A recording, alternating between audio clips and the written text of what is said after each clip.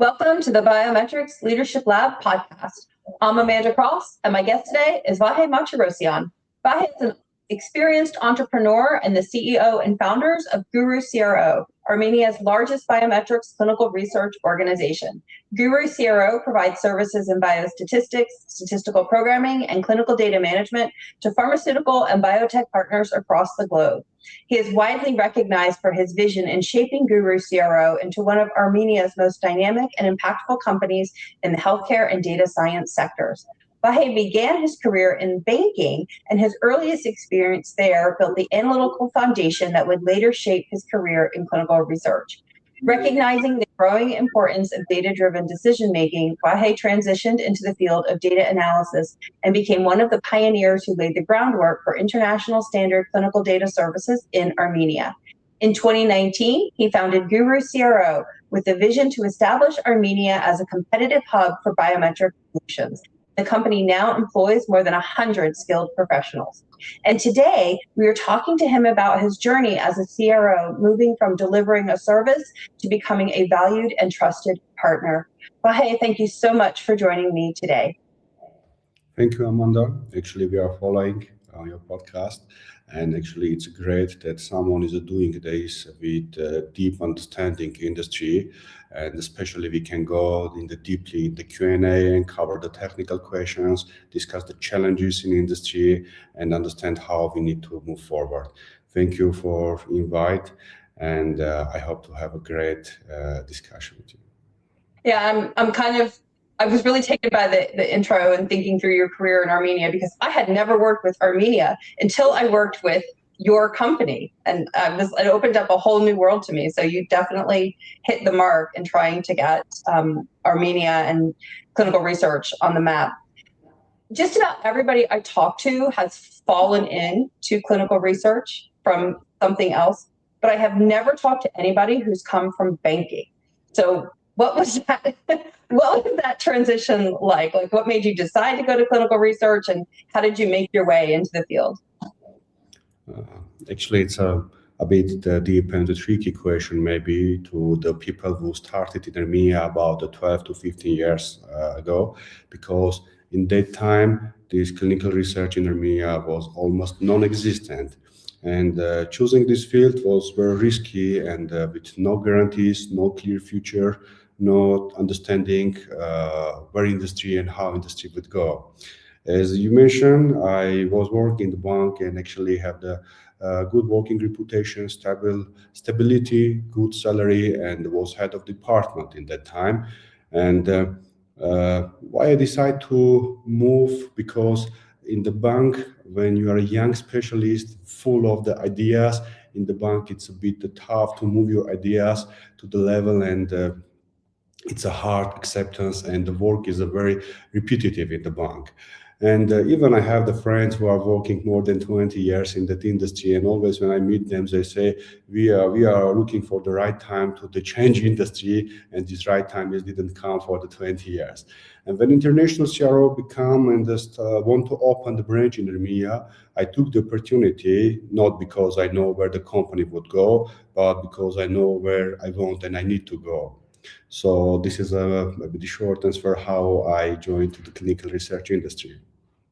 So you were a SAS programmer in banking as well? No, in the banking industry, I started as a credit officer, and started work, and after I moved as a head of a credit group, and after moved to head of the leasing and the factoring department.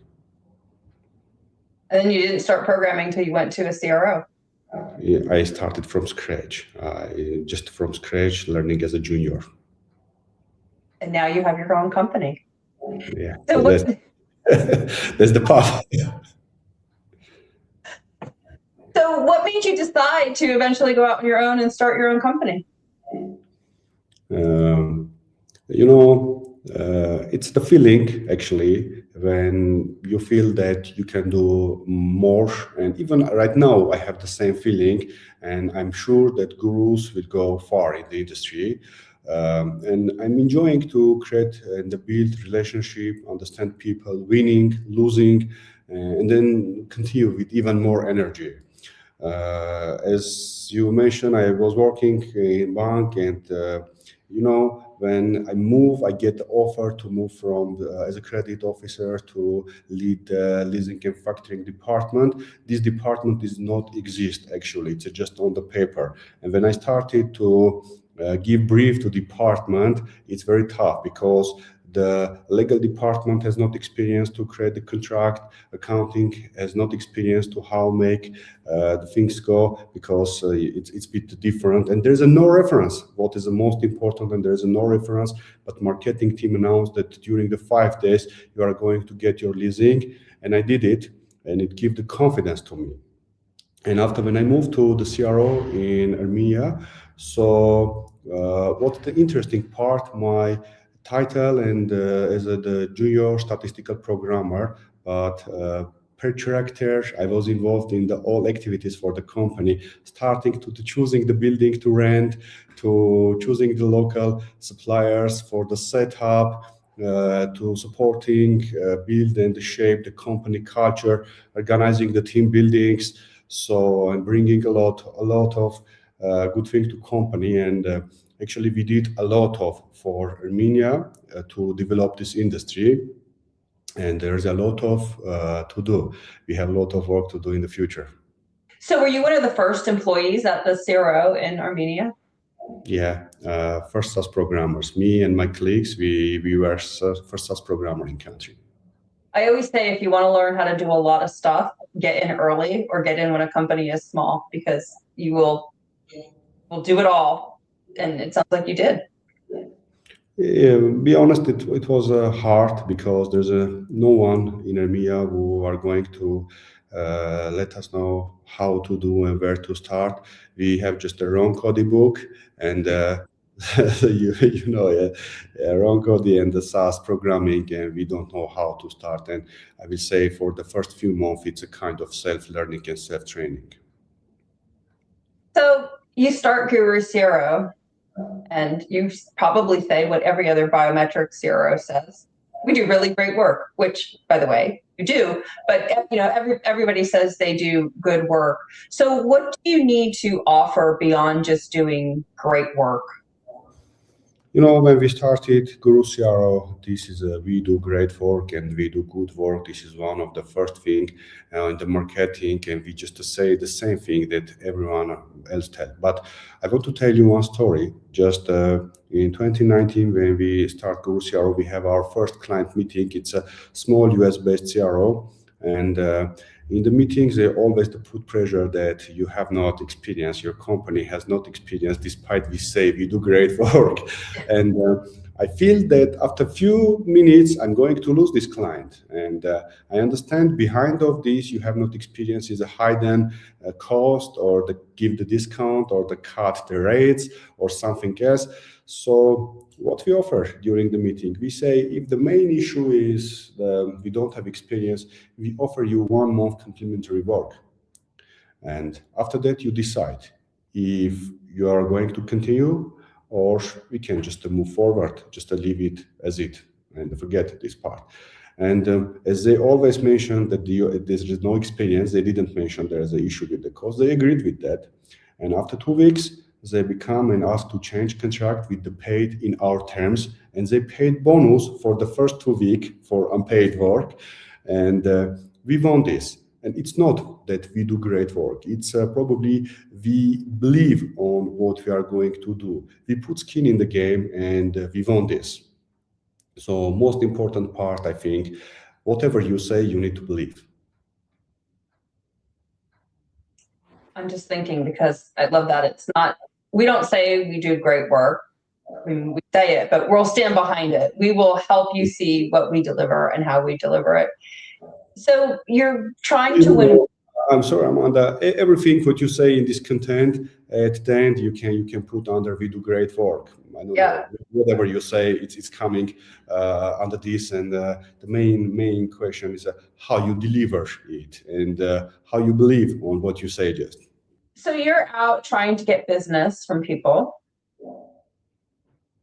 what did you learn about how sponsors are making decisions? And I'm just going to note that sponsor here can actually be two things. It can be an actual pharma or biotech company, or it can be another CRO, because I know you do also work for CROs. So what surprised you about how people were making decisions to choose gurus? Sometimes they are choosing the vendors in the easy way, how they can explain it to board, to audit, or I don't know, going with very easy way. So it's following internal politics and the risk avoidance. It's not only for the efficiency or quality. There's a lot of issues, and sometimes it surprised me because some people, it looks like they are working against of the company, looks like they are working against of their company brand, and just based on that creating their reputation. But moving to the positive things, I cannot say that we didn't meet the people who are just doing correct things. It's not about choosing us, no. Just understand, right? It's about doing the good things which will be beneficial for the company, for the sponsor. And yes, we got some acceptance, we got some rejections with the real explanation why is that, and we fully accept because we are not at that level, and we started to work and move to that level. But there's the behind of the companies, behind of the sponsors, it's always the people. We will talk about this, I think, more, and this behavior of these people and acting, how these people will act, this will make us to be happy or be surprised in the cooperation with them.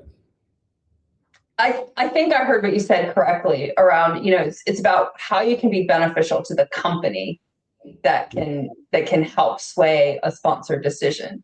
Because it's easy to say, here's what we do, and it's another level to say, here's why that matters to you, and here's how that will help you with whatever it is you're doing, right? And so for me, that's the message. It's like, are you solving the right problem at the right time in the right way for that sponsor? Yes. This is a bit sensitive topic. I don't know, should we touch this topic or no, but yeah, I mean, I just always think about, I always think of selling biometrics in any regard as solving the problem, right? That there's some problem with their data, guarantee it somewhere, and figuring out what that problem is and solving it and making it easier for them is what's going to matter. Whether that's speed, probably is speed, but speed, quality, responsiveness, how you stand behind the work and believe in the work, all impact getting to that decision from a sponsor, in my opinion. Sometimes the decision making can be the sponsor political decision making. So when you're working with a sponsor, especially these early ones, right? Because when you were just starting out, you didn't have a lot of experience and you have to get over that hurdle. Talked earlier about building trust by saying, just try us out, try us for a month and see what you think. What else is key building trust with sponsors? A lot of words in marketing are, the situation when the real estate agents say overall $5 million or overall $100 million, and the meaning of this word overall is becoming nonsense. This is losing, and a lot of marketing are using the transparency, the trust, and other words. These words are losing their real value. But despite that, to speaking about this word in their real value, I want to bring the transparency. And if you are bringing transparency in very early stage, and you are just saying what you can do and consistently doing what you promise, this is creating the transparent trust. And the trust is like the diamond. If it broke, it's broken. So if one time you are delaying wrong thing or delaying, it will broke the trust. So second thing, I think the behind on every company, it's doesn't matter sponsor, vendors, or biotech or another CRO. So there's a people behind of this, and the social validation is one of the most important thing. During the conference, during the face-to-face meeting, you need to pass social validation. Just speaking with the people in the face, you will understand, probably based on your experience, how they will act if situation will be uncomfortable, if there will be the tough or something, and it's creating the more trust between you and sponsor. So just I want to put this to early transparency and the social validation between people who are working on both sides.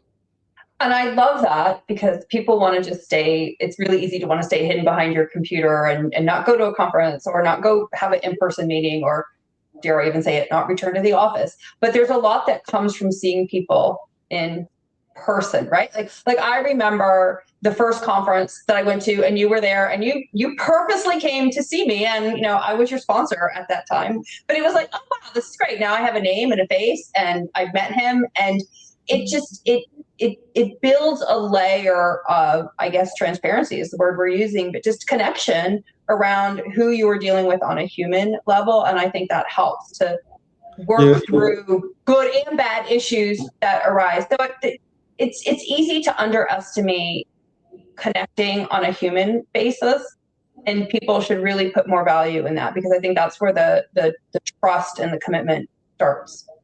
I want to add something what you just shared. So mailing and meetings are without emotions, and they cannot transfer emojis. But when you have the face-to-face meetings, because the English is not for the native language for all of us who are working in the industry, and sometimes the mails or the discussions can, after that, can be overthinking, which will affect badly. Firstly, this overthinking is going to be worse. I have never heard the overthinking are going to create something good. So, but when you meet the people, you understand their emojis, understand the style, how they are talking, speaking, writing, and after you are reading the mail, without you are kind of the reading and the feeling this person, how they will pronounce it, and everything is going more smooth and with the good energy and the positive than before.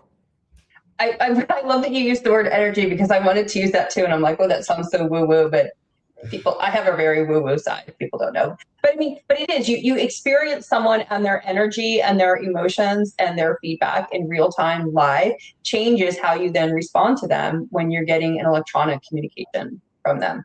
Because you start defaulting to the positive interpretation instead of a neutral or negative. That's true. So you talked a lot earlier about being transparent and delivering by showing and believing in what you're delivering off. Can you name a time where maybe it was a little bit uncomfortable to be transparent and honest with the sponsor, and how you approached that and what happened?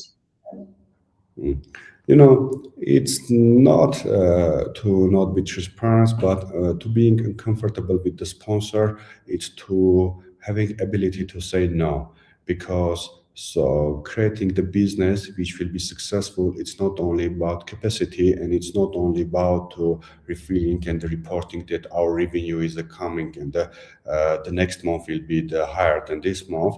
So it's just a short-term vision. In the long term, if there is out of your capacity, you just need to say no, we cannot do that, and it will be more respected from the client side than just to take it and fail it. Do you say no? Yes, we say no. It was hard, be honest. We say no, it was hard. We lose big contracts, but we didn't lose the client. They come back and they give the contract which is capable with us. The capacity is, we can cover that study. And that's hard to do as a smaller, let us say sub 250 person company, because there is a lot of pressure at these small specialty CROs to take business. Somebody comes to you and wants you to do something, take the business and then figure out how to deliver it. And that opens up a layer of risk and potential problems down the road, rather than saying, this is what we do this really well, we believe in what we're delivering, so we're going to stick to what we do. And how does it feel to, I guess, say no? And let me change the question. What do you do as a person to stay true to your company's mission and deliver what what's in scope rather than just reach for anything to grow the business? So we always trying to understand why we're rejecting, and or why we don't fit in that, and what is the next step, how we can move forward to reach the next level. Because in this industry there is no last level, always is a path to grow, always is a place to fill it, and how to cut the risk, and how to train the staff, how to pass the audits, which is a missing part for us, because as we started from zero without any investment, it's a ideal example of the company which is created and started and bring inside of the company resource and the staff per need, not just invest it in the created company and after started to find their clients. We just a great example for organic growth. And lesson learning path, after each time, as you say, we say no or we get rejected, there is a lesson learning path, and we have a deep discussion with management team, with SMEs, why it's happened, what is the missing part, that and how we can move forward from now on to fill that missing part too. And I will say there is no much of these cases. Just being ready to say no, it's already strength of the company, but we don't have much to say no. We have capability, we have not capability, we have the strength to say no, but the no in our industry that we say it's not much. And most important for us as well to choose the right partner, not the next contract. Always contract can come and go, but choosing the right partner for the long-term relationship and for long-term partnership, it's the most important and critical thing. I love that, because from the start, it's around how are we working together in the long term, and how are we going through this together, and not just, oh, there's another few $100,000 in revenue we can chase, but what are we building internally and what are we building externally with our partners? So just thinking about small providers versus large providers, and if I'm not mistaken, your first CRO experiences were big CROs. But there's some difference between working and delivering at a big CRO versus owning and being responsible for delivery at a smaller company. So as a smaller company, where do you feel that you might be a little bit more exposed? Where can't you hide, where someone at a larger company or with a larger business might be able to hide? So, first I want to speak about word small, what it's mean, and maybe we can talk and say the CRO who has the less than 200 people or this capacity, because the companies who have the 5 people, they are calling themselves small, and we are just between 100 and 200, we are calling ourselves small. And even there's some company who have 500 people, they are calling themselves as a small. So there's some misunderstanding what actually means small. And moving forward, to answer to your question, there is no place to hide, because in the specialized biometric CROs like the management is directly involved in probably all topics, and there's nowhere and to hide. So the company brand and the personal brand, it's coming to the same. Mm-hmm. Yeah, and I appreciate you making that distinction between what is small, right? Because if we think large, we all know who we're thinking about when we think large. There's probably 4 or 5 names that are going to come top of mind. And below that, everybody else will be like, well, we're not large, so we must be small, right? 5 is very small. I always think in terms of a couple hundred, but it is interesting. And some of the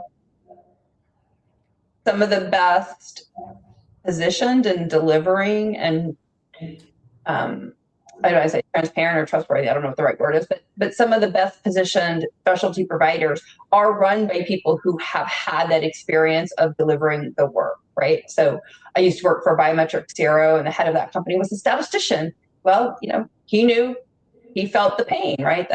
The COO was a project manager. He felt the pain. You were a SaaS programmer. you've felt the pain and experienced the joy, I guess, in all the ways. So you have that. But I think you also mentioned a really important point, which is you are the Gurus CRO, right? So your personal brand is really closely tied to the business brand. Yeah. You have grown Guru CRO from, I guess, 1 to over 100 and counting now. So how do you grow a business without losing the quality or the culture or your focus about what you're trying to achieve? If we lose the quality, so we can be more than now we are. So now we have reputation in Armenia. We have Gurus Academy, and everyone know that if they pass Gurus Academy, and after the best ones will come and be part of the Gurus. By the way, in Armenia, recently we make some report for HTI Ministry, and 77% of industry specialists is Gurus Academy graduates, and we spent just in Gurus Academy to teach people about $600,000 since 2019, and it's something that in Gurus we are proudly saying that, and people know that to coming and passing Gurus Academy training, it will be hard. They need to just leave everything and concentrate in one thing and be very responsible and do their job with integrity. So, and after moving Gurus, is they understand. So if this is hard to pass the Gurus Academy, it will be hard to go in Gurus. And sometimes we have the termination contract because of the quality for the first period, for the first 3 months, and our head of sales department or biostatistic department or they are always doing the check, just plant and unplant check of the quality. And if some question is coming, we are taking it up and creating the files, making the issues not prepare the studies or prepare the topic, just to why these general issues come and how we can solve this issue. And we are sharing this in company.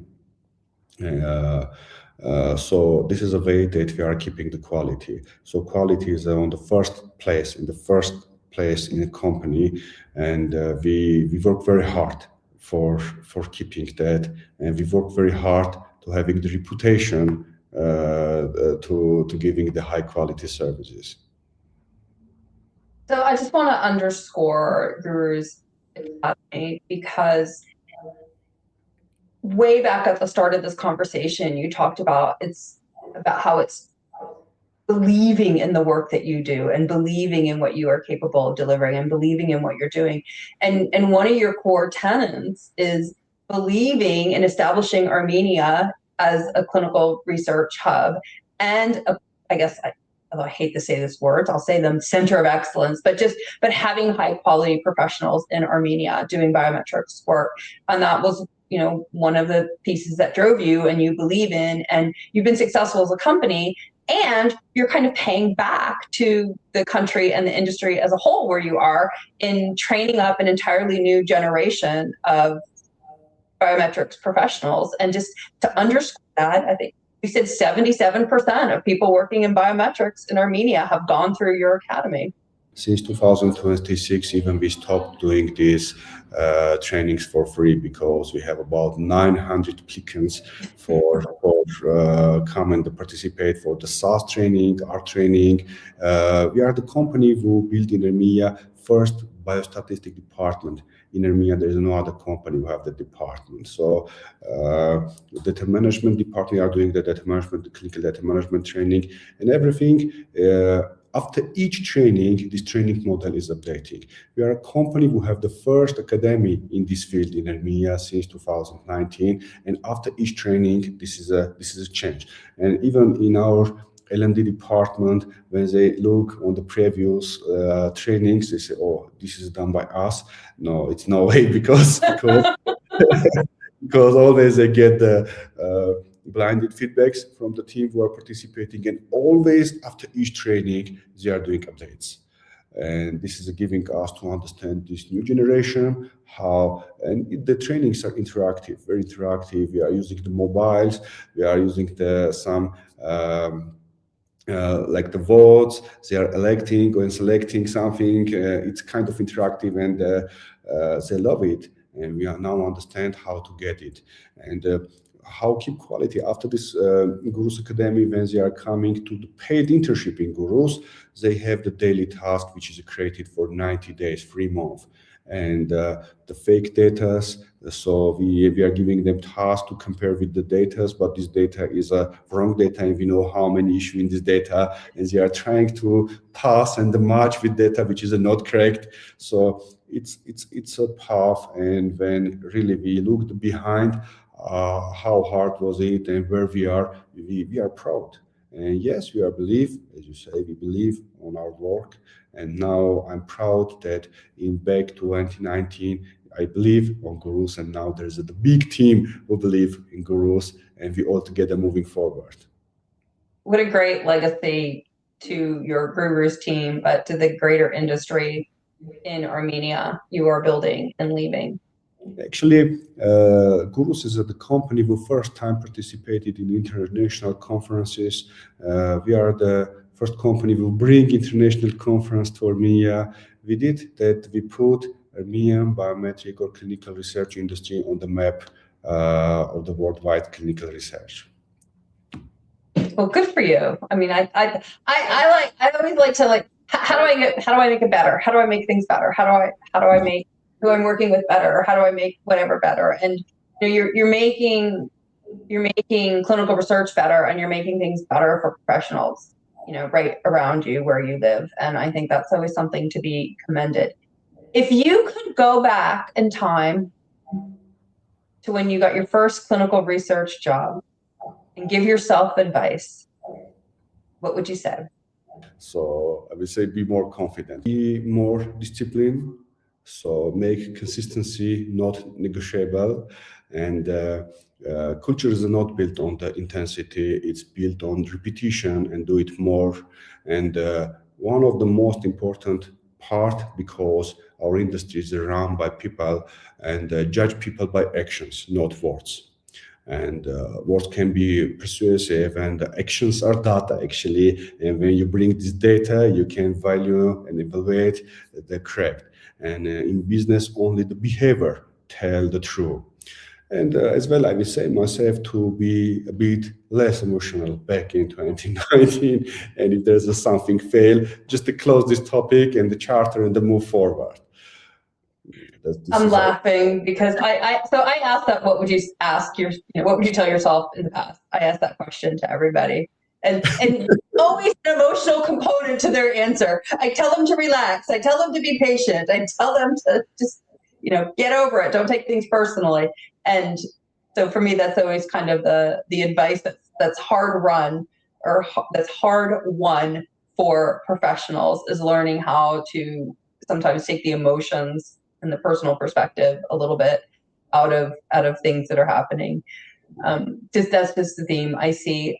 I want to say thank you so much for joining me today and having this conversation. I really enjoyed getting to hear more about your journey and Guru's journey through developing the Armenian landscape in terms of biometrics. So thank you. Thank you, Amanda.